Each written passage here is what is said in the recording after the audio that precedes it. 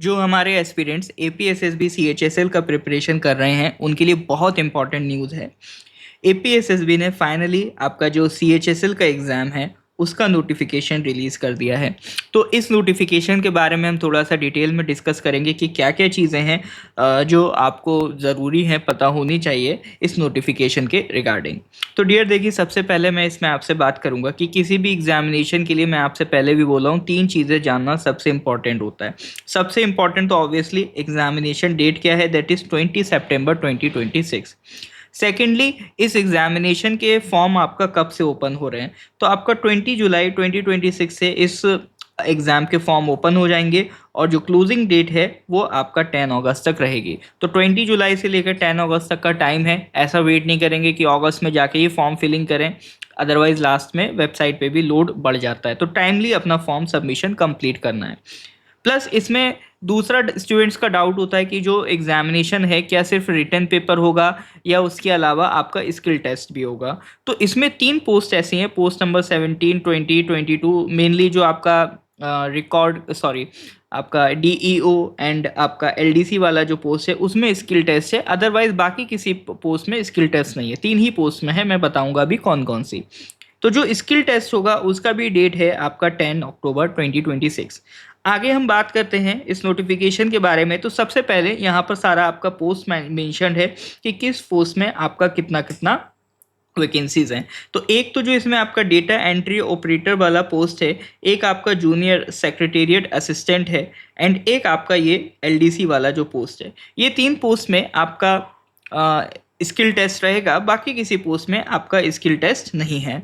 तो ये टोटल अगर हम वैकेंसीज बात करें तो सबसे ख़ास बात यही है कि इस बार जो सीएचएसएल ने वैकेंसी दिया है 200 प्लस है। तो हमेशा इतना हाई वैकेंसी नहीं होता है, तो इस बार इतना हाई वैकेंसी है। तो ये हमारे लिए भी एक बहुत अच्छी चीज़ है हमारे एस्पिरेंट्स के लिए कि जितना ज़्यादा वैकेंसी सिलेक्शन के चांसेस भी उतने ही ज़्यादा।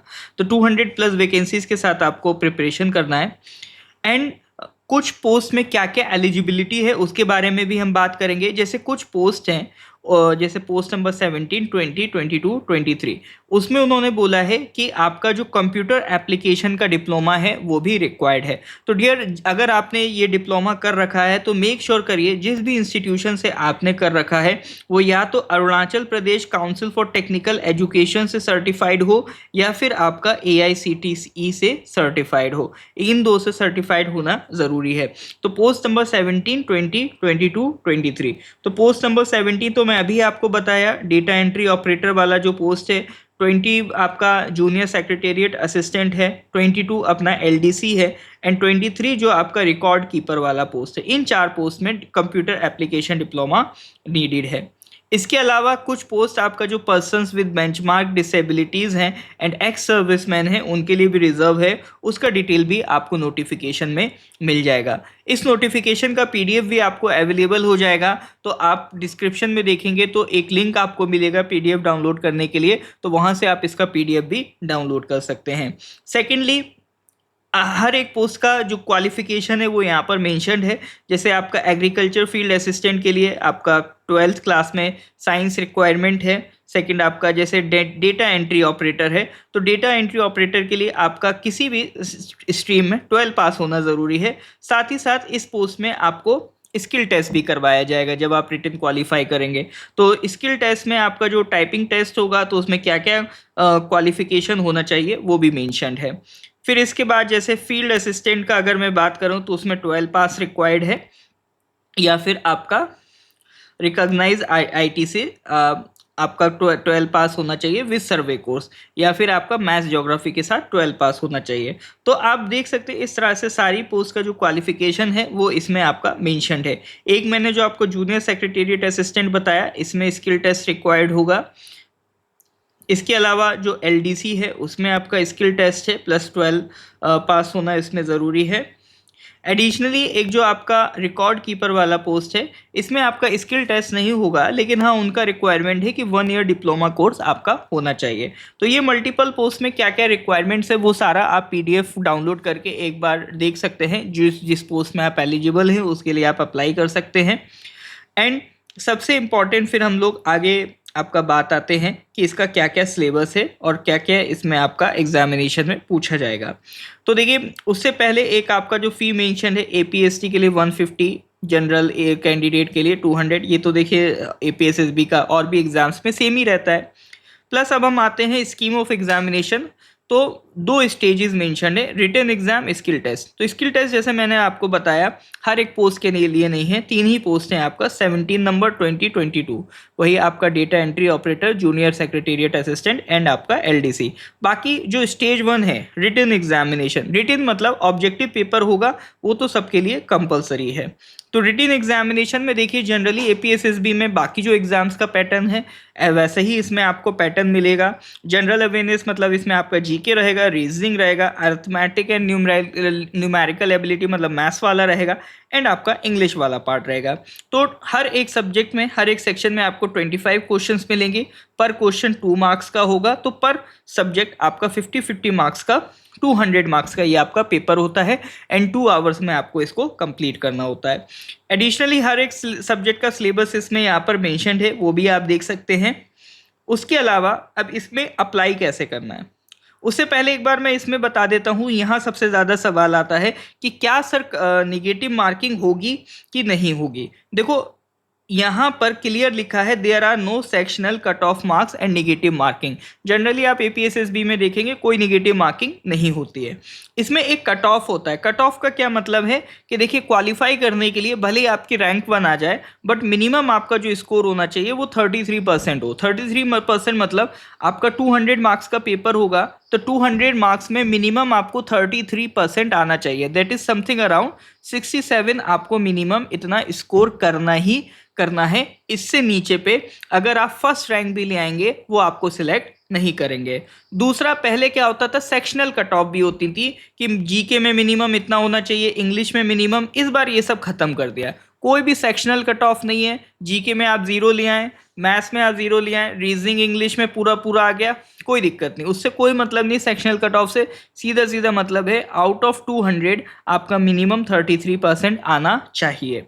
उसके अलावा जो पोस्ट आपका जहाँ पर स्किल टेस्ट रिक्वायर्ड है वहाँ पर आपका स्किल टेस्ट करवाया जाएगा, लेकिन ध्यान रखें स्किल टेस्ट से मेरिट नहीं बनेगी, मेरिट सिर्फ आपका रिटन एग्जाम से ही बनेगी। स्किल टेस्ट बस एक क्वालिफाइंग इन नेचर होगा कि आपने मेरिट आपकी बन गई। हाँ, अब वो ये देख लेंगे कि हाँ भाई आप ये स्किल टेस्ट कर पा रहे हैं कि नहीं कर पा रहे हैं, ठीक है। तो दैट इज इट। तो इसमें सबसे इंपॉर्टेंट हमारा क्या है, जो हमारा ऑब्जेक्टिव पेपर है मैथ्स, रीजनिंग, जीके, इंग्लिश। तो नॉर्थ ईस्ट पीएससी जो ऑलरेडी प्रीवियस एग्जाम्स में आपका 600 प्लस सिलेक्शंस दे चुका है, मल्टीपल एपीएसएसबी एंड एपीपीएससी एग्जाम्स, वहाँ पर आप अपना जो ये ऑब्जेक्टिव पेपर है इसको मजबूत कर सकते हैं। एंड नॉर्थ ईस्ट पीएससी ने पूरा एक करिकुलम बना रखा है, पूरा अपना एक कोर्स स्ट्रक्चर हमारा अवेलेबल है, जहाँ पर आपके एग्ज़ाम से रिलेटेड सारी चीज़ें कवर कराई जाएंगी। इसके अलावा बाकी इधर उधर कोई और मटेरियल नहीं करने का आपको नीड नहीं रहेगा।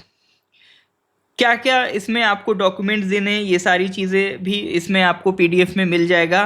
किस तरह से अप्लाई करना है वो भी आपको एपीएसएसबी की वेबसाइट पे जाके वो प्रोसेस बता देंगे। तो अप्लाई करने के लिए तो वेबसाइट है ही, साथ ही साथ अगर आपका कोई क्वेरी है एपीएसएसबी की रिगार्डिंग, तो वेबसाइट पे उन्होंने अपना ईमेल आईडी वगैरह दे रखा है, वहाँ से आप मेल करके या कॉन्टैक्ट नंबर भी दे रखा है, वहाँ से कॉल करके भी जानकारी ले सकते हैं।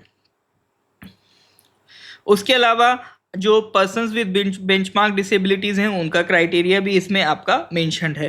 तो और आपको क्या क्या डॉक्यूमेंट सबमिट करने होंगे ड्यूरिंग डॉक्यूमेंट वेरिफिकेशन वो भी यहाँ पर आपको डिटेल मिल जाएगा। एक और इम्पॉर्टेंट चीज़ एज लिमिट। तो देखिए आपका जो एज लिमिट होता है एपीएसटी के लिए रिलैक्सेबल होता है अप टू 5 इयर्स। अगर मैं यहाँ से देखो वापस से नोटिफिकेशन में आपको दिखाऊं कि कितना मिनिमम एज होना चाहिए, तो एज जनरली आप देखोगे कुछ पोस्ट में 18 to 28 है, किसी में 18 to 35 भी है। स्पेशली आपका जो स्टॉकमैन है जिसमें सबसे ज़्यादा वैकेंसी आया है उसमें आपका 18 to 35 ईयर्स एज है एलिजिबल क्राइटेरिया, और 5 इयर्स अपना एपीएसटी के लिए रिलैक्सेशन होता है। तो मतलब मान के चलिए 40 इयर्स तक के जो एक्सपीरियंस हैं वो अप्लाई कर सकते हैं। तो एज लिमिट क्या है डियर, आपको इसमें देखना पड़ेगा, हर एक जो आपका वैकेंसी है उसके लिए अलग अलग एज लिमिट दे रखा है। तो ये आपका जो एग्जामिनेशन की नोटिफिकेशन में जो जो इंपॉर्टेंट बातें होती हैं वो सारी मैंने आपको डिस्कस करी। बाकी नॉर्थ ईस्ट पीएससी हमेशा आपको मेंटर करने के लिए रेडी है, कोर्स के रिगार्डिंग या आपको इस करिकुलम के रिगार्डिंग, इस एग्ज़ाम के रिगार्डिंग, बाकी आपकी कोई भी XYZ क्वेरीज है तो आप नॉर्थ ईस्ट पीएससी में कांटेक्ट कर सकते हैं एट 9233789183 और 9863786864। तो आप कॉल या व्हाट्सएप करके आगे की जानकारी ले सकते हैं। तो डियर, इस तरह का आगे जो भी इंपॉर्टेंट नोटिफिकेशन आएगा, जो भी अपडेट आएगा, नॉर्थ ईस्ट पीएससी आपको प्रोवाइड करेगा। मिलते हैं अगला पार्ट में। Thank you very much, have a nice day.